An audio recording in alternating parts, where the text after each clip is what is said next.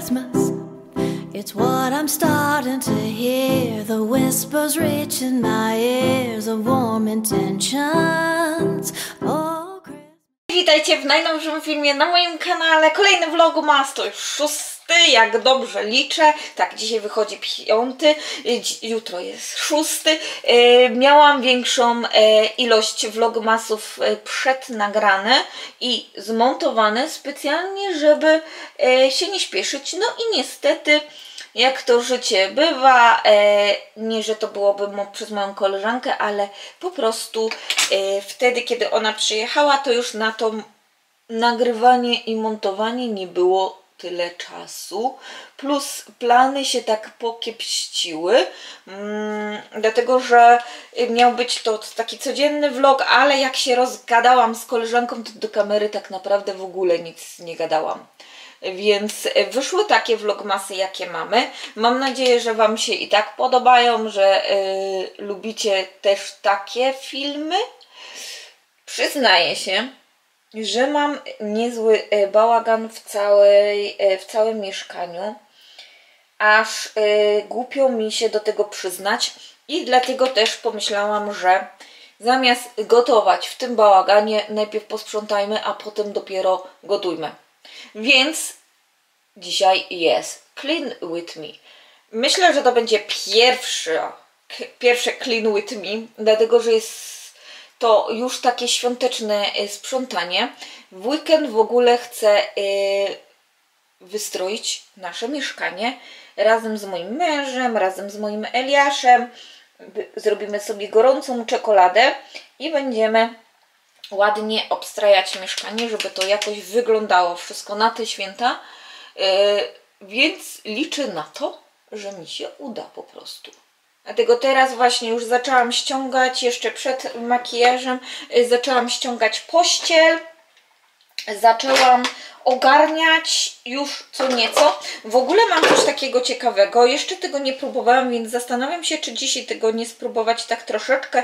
Tak, Pink Like Sun Cushion i jest to SPF 50 i on jest taki różowawy, jak możecie zobaczyć, więc może go lekko przetestujmy, bo ja nie nałożyłam żadnego SPF-a, jako że miałam o nie, no dobra.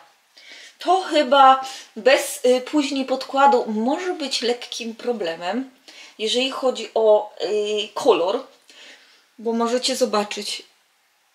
Może to tak na żywo na kamerze nie wygląda, ale chociaż mam bielszą twarz, bo on zostawia taką porcelanową poświatę. On jest w ogóle, myślę, że będzie bardzo fajny, jeżeli mówimy o nakładaniu takiego czegoś pod makijaż, bo on ma za to nam zrobić świetlistą skórę, taki ulubiony przez ostatnio zagraniczny social media, tak zwany glass skin, i on daje ten perłowy taki wygląd twarzy. Pewnie na kamerze tego nie za bardzo widzicie, ale ja na żywo na przykład widzę, to jest taka perłowa poświata, ale dla osób o ciemnej karnacji może to być za dużo. No, może być to dla Was za dużo. Lekko wyrównuje koloryt, ale bardzo leciutko i daje właśnie taką poświatę i różu, i białego, więc no nie jest dla każdego. To trzeba właśnie coś takiego lubić i niestety im więcej się tego nakłada, to tym więcej jakby daje tego takiego białego. I chyba czuję lekkie szczypanie na okolicy brody. Mam nadzieję, że mi to przejdzie. Czasami to przychodzi i wtedy jest ok, a czasami nie właśnie. Dajcie znać, jak to wygląda i czy Wy byście takie coś używali. To jest Sun Cushion, czyli on ma chronić przed promieniami słonecznymi. Taki jakby to powiedzieć SPF, ale w poduszce. Bardzo swojego czasu modne tu w Korei było latem. Pokazywało się całkiem sporo produktów. Co prawda nigdy nie będzie to lepsze niż klasyczny cushion, ale myślę, że i tak raczej klasyczny sunscreen, ale zawsze jakiś taki plus tego jest. Dobra. Tu Tu troszkę ogarnięte, ale tym się zajmę później. To nie jest najważniejsza rzecz tym razem. I dobra, chcecie sami zobaczyć, jak tutaj wygląda, więc tu trzeba ogarnąć. Nawet jeszcze zostały przeniesione tutaj rzeczy. Mam bałagan w kosmetykach do włosów i mam parę nowości. Testuję to jest Laboch Scalp Skincare Lab przeciw wypadaniu włosów, oraz na przecenach teraz na Black Friday kupiłam Aromatica Rosemary Salt Scrub Shampoo. A to jest szampon, więc nie muszę już żadnego. A to śmieszne, właśnie nie doczytałam, że to jest shampoo. No i muszę to na pewno ogarnąć wszystko, powycierać. Tutaj troszeczkę, tu już dużo kosmetyków nie mam, bo część przeniosłam właśnie do mojej toaletki, ale poogarniać, pozabierać mojego męża rzeczy. To największy bałagan jest tutaj. Dzieje się naprawdę dużo i zaczęłam już ściągać pościel, więc będziemy ściągać. Męża rzeczy muszą wrócić do jego pokoju z jego garderobą. Tu jestem przygotowana do sprzątania. Skarpetki. Trochę zimno jest, ale będzie wygodniej w takich shortach niż w długich spodniach, żeby nie wybrudzić długich spodni. No tu torebki, wszystko po prostu wisi. No masakra, masakra. O, tu wisi choineczka dla Eliasza. Dobra, to się zabiera. Do sprzątania oczywiście będzie mi przygrywał Hugh i pierwsze co, to zaczynamy od ściągania wszystkich kosmetyków. Troszkę się tego nazbierało, ale nie przejmujcie się, wszystko powoli schodzi. Oczywiście wszystko trzeba wyszorować. Jeżeli już mamy wszystko starte, to trzeba wymienić w Korei filtry do wody. Tak, trzeba. One są brudne, po miesiącu, po 1,5 miesiąca już trzeba je wymieniać, żeby kolejny brud zbierał się właśnie na filtrze, a nie na naszych włosach.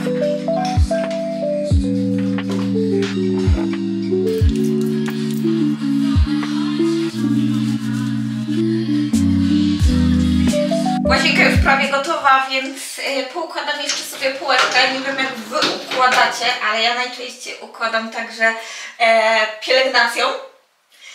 Najczęściej raczej mam tak poukładane, że tutaj mam tam pielęgnację taką typową, jeżeli chodzi o zmywanie makijażu, więc muszę tutaj sobie dołożyć. Mam też niektóre rzeczy, których tak często nie używam, więc tak naprawdę mogłabym to schować, ale są to rzeczy użyte, więc czas je powoli dobijać, można by w taki sposób to powiedzieć. Mam też rzeczy, które mi się po prostu nie sprawdziły i w końcu muszę się ich popozbywać.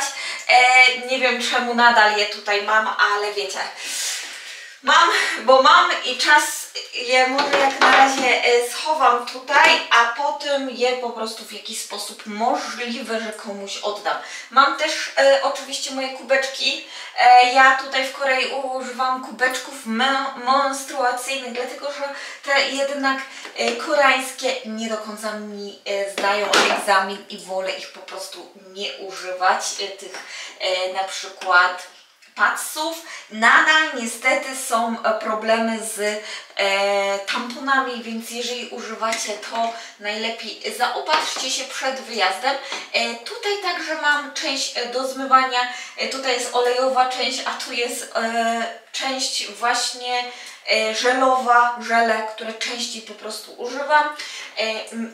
Mam do zużycia także CNP Laboratory. To jest naprawdę resztka mi została, nawet nie wiem czy...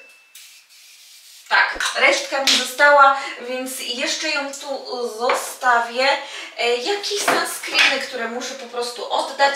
Mam krem, o jednak go mam. Jest to krem z Daisoku Resona i ona jest Pidiaren Dr. Oracle i na przykład moja kumpela jest naprawdę z niego zadowolona, więc zastanawiam się, czy go ponownie nie wprowadzić i przetestować jeszcze raz. Tu była próbka, tu mam jeszcze do przetestowania Beyond Night Therapy Mask. Nakładamy na ostateczną pielęgnację i zostawiamy na noc. Tak samo mam Surhuaso. Mam też wazelinę, ale do stóp. krem przeciwsłoneczny pójdzie tam. To była pianka mojego męża, ale ja sprezentowałam mu. Jeszcze o tym nie wie. Muszę w końcu mu to dać. Chciałam na co? Na jego nie urodziny. Co ja gadam? No wiecie, jak to się nazywa?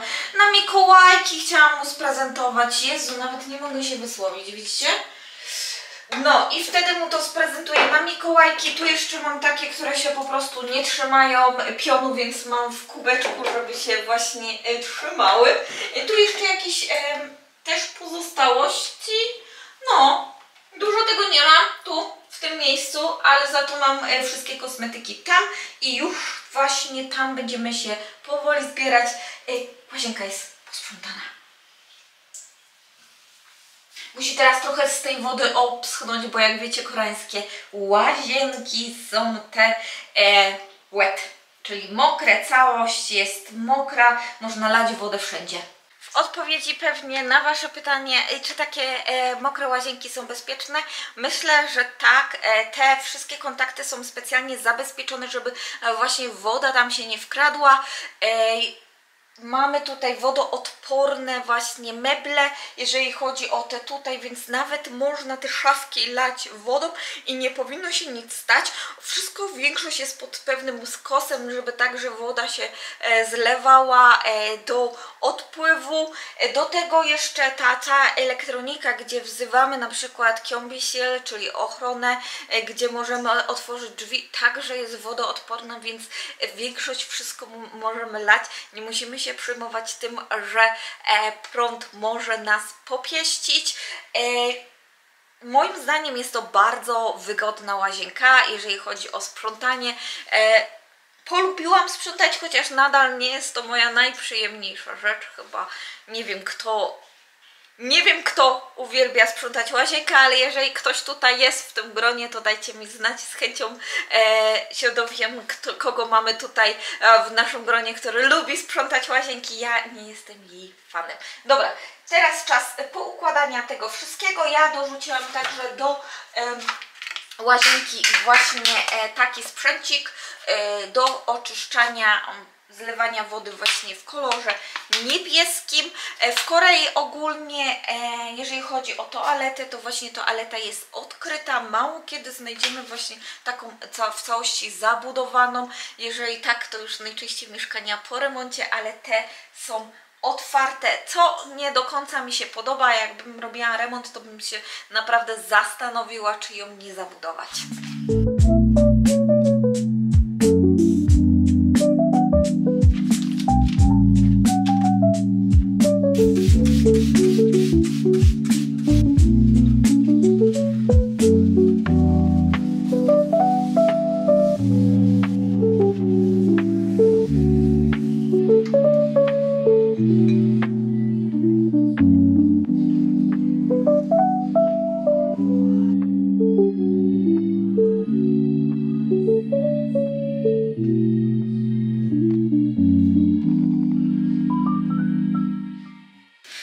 Przerwę, czyli czas na kawę.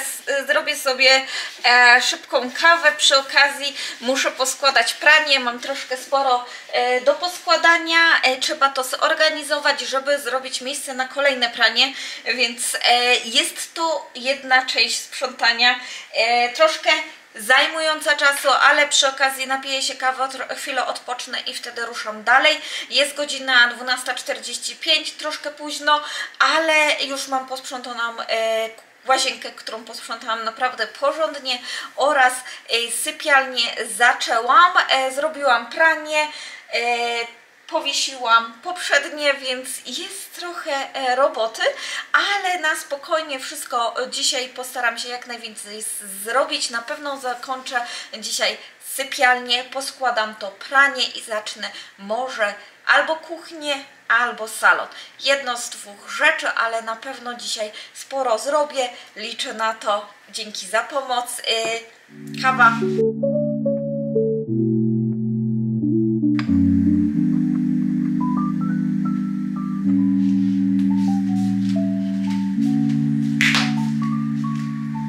Chwila, żeby usiąść i kawy przy okazji.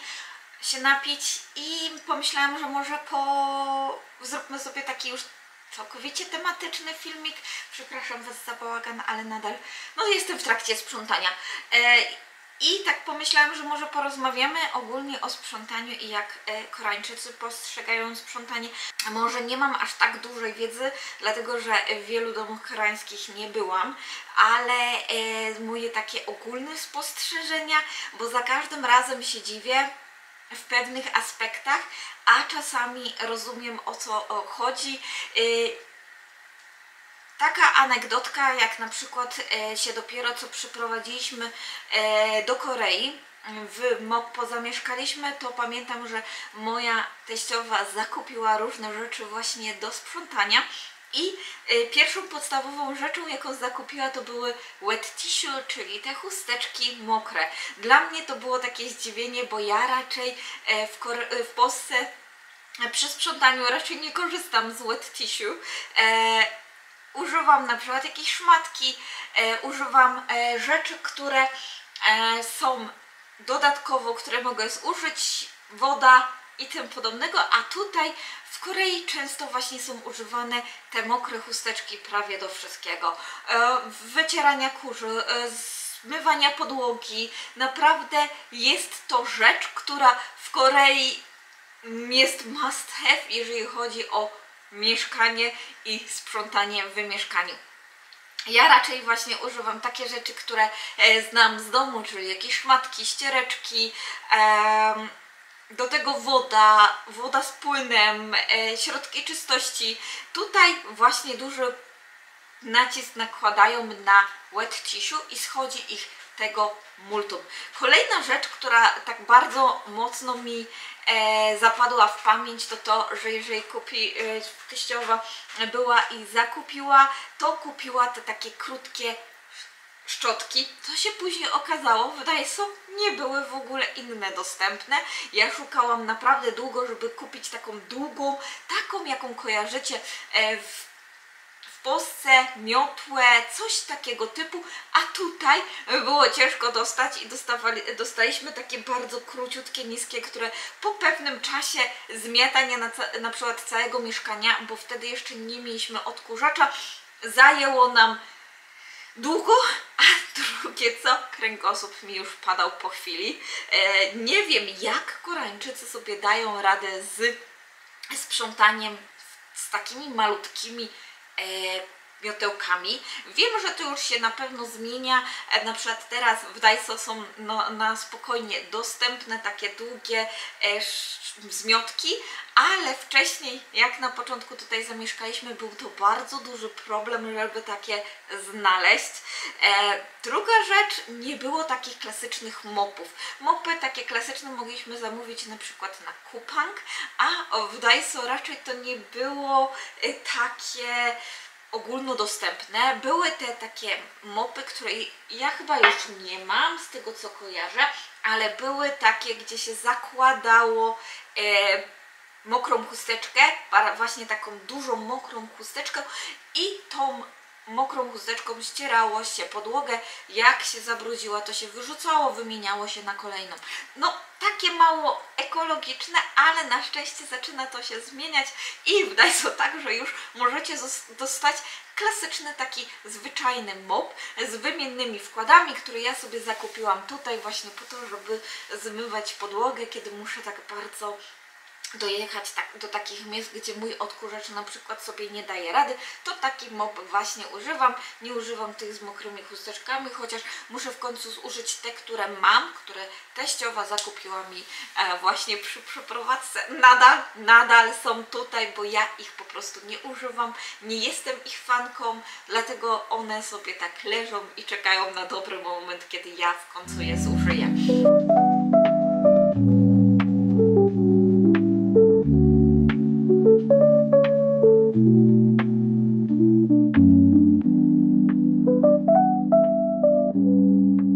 Kolejna z takich rzeczy, które przy sprzątaniu może zadziwić, to jest to, że Koreańczycy ogólnie mają już teraz i suszarki do prania. Myślę nawet, że częściej niż na przykład w Polsce korzystają z suszarek do prania, chociaż kiedyś w tych starszych mieszkaniach, na przykład takie jak nasze, albo w tych nowych, ale już nie tak często widoczne są właśnie suszarki, które są na werandzie. Klikamy, ona zjeżdża na dół i wtedy wieszamy sobie pranie.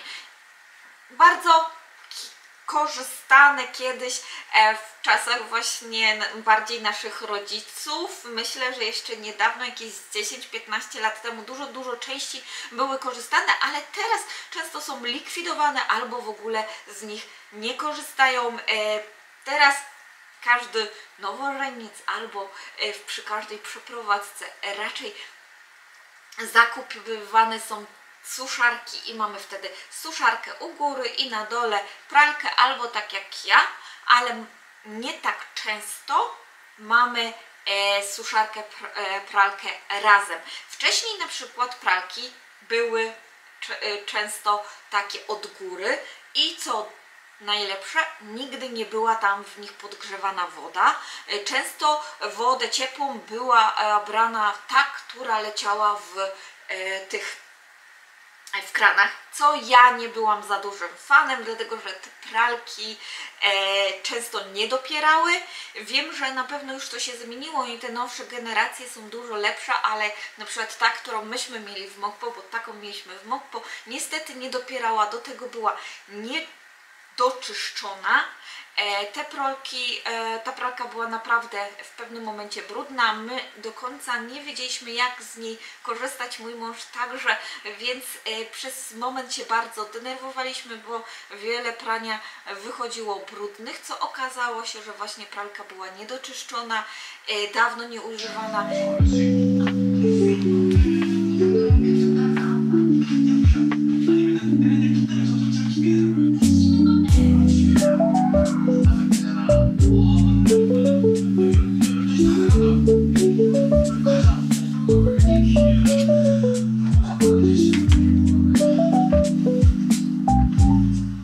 To jest właśnie to, że to mieszkanie wybraliśmy wtedy, kiedy nie widzieliśmy tego mieszkania.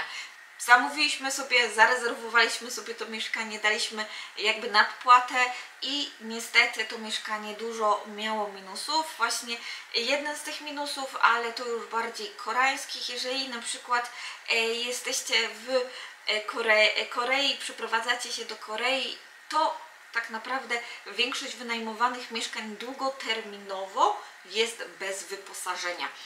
Te mieszkania nie mają właśnie pralki, lodówki, air conditioner, czyli klimatyzacji, wielu takich dogodzeń, tak jak na przykład mamy w Polsce, kiedy wynajmujemy mieszkanie nawet długoterminowo, to tu w Korei raczej nie będziecie mieli. Kolejna taka rzecz, która mnie bardzo zdziwiła, to jest oczywiście zmywarka. W Korei nie ma zmywarek, dopiero teraz zaczynają się coraz częściej pokazywać, a jak kiedyś były, bo oglądaliśmy kiedyś mieszkania razem ze zmywarkami, to raczej ich funkcją było przechowywanie, a nie zmywanie. Tak, jak pokazywali nam zmywarki, to najczęściej leżały tam jakieś naczynia, nigdy nie były używane one do zmywania. Jest to spowodowane tym, że nie ufają zmywarkom. Wolą umyć wszystko ręcznie, ale raczej ze zmywarki nie korzystają. Dla mnie to jest oczywiście duży taki szok kulturowy. W Polsce coraz częściej domostwa mają takie pralki, a tu w Korei raczej zmywarki, ale tu w Korei za to raczej z takich udogodnień się nie korzysta. Kolejna anegdotka z mojego życia, jeżeli oglądacie moje filmy, to wiecie, że kiedy ktoś przyszedł do nas szukać mieszkania, oglądać, sprawdzić, czy im się podoba, to ja taka dumna, żeby pokazać, że to mieszkanie jest takie fajne i w ogóle zapraszamy Deti, w ogóle wysoko, ale tu, proszę Państwa, jest zmywarka. A ta pani tak na mnie spojrzała, ale my nie korzystamy ze zmywarki. Ja tak patrzę na nią, nie, takie udogodnienie. Nie w każdym koreańskim mieszkaniu możecie mieć zmywarkę, a tu pani mówi, nie, my nie korzystamy ze zmywarki. Ja byłam taka, O matko, to jest dla mnie już za dużo. Ja po prostu marzę o zmywarce, w końcu może kiedyś uda nam się, ale to wtedy, kiedy będziemy może robić remont mieszkania, kiedy będziemy robić remont kuchni, to może wtedy na pewno, nie może, zainwestujemy w taką zmywarkę, ale teraz, jako że remontu raczej nie będziemy robić jak na razie, to zmywarka nie będzie. Zauważyłam, ona bardzo dużo czasu nam oszczędza, zamiast zmywać możemy robić różne rzeczy. Właśnie, to jest duży plus takiej zmywarki. Dobrze, mam nadzieję, że takie anegdotki, jeżeli chodzi o sprzątanie, Wam się spodobały. Jeżeli będę miała takich więcej, to na pewno w takich sprzątających... I jeżeli będę miała takich więcej anegdotek z życia w Korei i na ten temat, jeżeli chodzi o sprzątanie, to na pewno w takich Clean with Me z chęcią z Wami się podzielę. Jeszcze może taka jedna, która sobie pamiętam, to na pewno teraz duży nacisk jeszcze przed pandemią i ogólnie przed Korea starała się być troszkę eko i także zostało sporo wprowadzonych takich ekologicznych proszków do prania, dużo baking soda, już wcześniej myślę, ale w tym okresie było można zauważyć, że taki boom się zrobił na te produkty takie bardziej ekologiczne i w każdym sklepie możecie znaleźć właśnie proszki do prania czy płyny do mycia naczyń. Wiele takich ekologicznych swojego czasu, dużo sklepów czy kawiarni nawet oferowało właśnie takie ekologiczne produkty do sprzątania, co było bardzo dużym plusem, chociaż wiemy, że nie każdy ekologiczny proszek potrafi tak dobrze domyć na przykład pranie albo naczynia jak taki chemiczny. Był to bardzo duży boom. Zobaczymy, jak to się rozwinie, czy nadal będzie tak Korea szła w ekologię. Ja na pewno widzę to, że w Daiso, w takiej dużej sieciówce, zaczęło się dużo produktów właśnie w takiej formie pokazywać, takie jak na przykład moje ściereczki do mycia naczyń. Są to one ekologiczne, kokosowe, one na przykład po pewnym czasie same się rozpadają. To jest, może być plus, też minus, ale właśnie takie ekologiczne.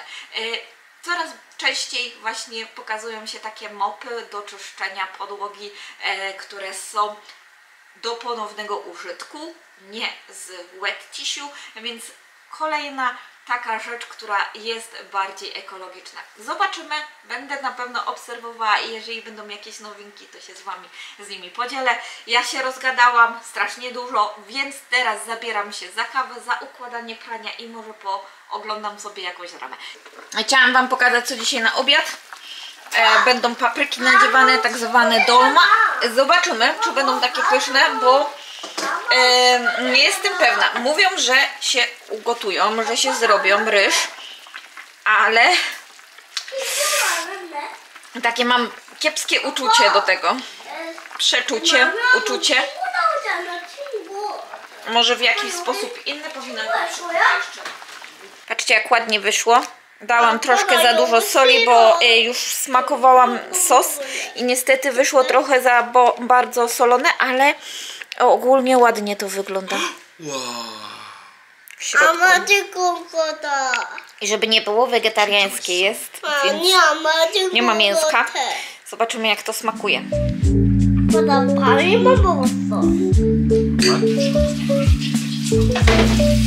Życie. James i Lily żyli w ukryciu, ufając tylko najbliższym. Przybył razem z Lily, Syriuszem i Remusem. W tej najtrudniejszej szkole definicyjnie nakierowało na właściwą ścieżkę.